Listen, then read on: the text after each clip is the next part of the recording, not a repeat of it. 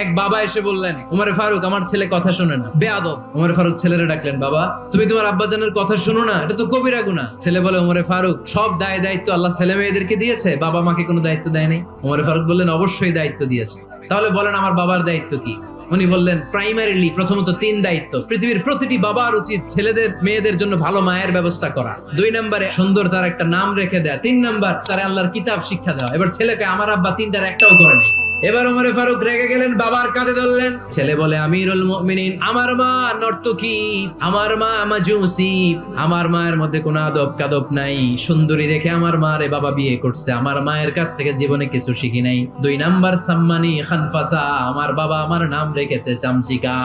ওয়ালাম ইউআল্লিমনি হারফাম মিন কিতাবিল্লাহ, আমিরুল মুমিনিন, শুধু তাই না, আল্লাহর কোরআনের একটা অক্ষর আমার বাবা কোনোদিন আমারে শিক্ষা দেয় না। ওমর ফারুক রেগে গেলেন, এবার বাপের কান্দে দইরা মারতে শুরু করলেন। তুই ফুলার নামে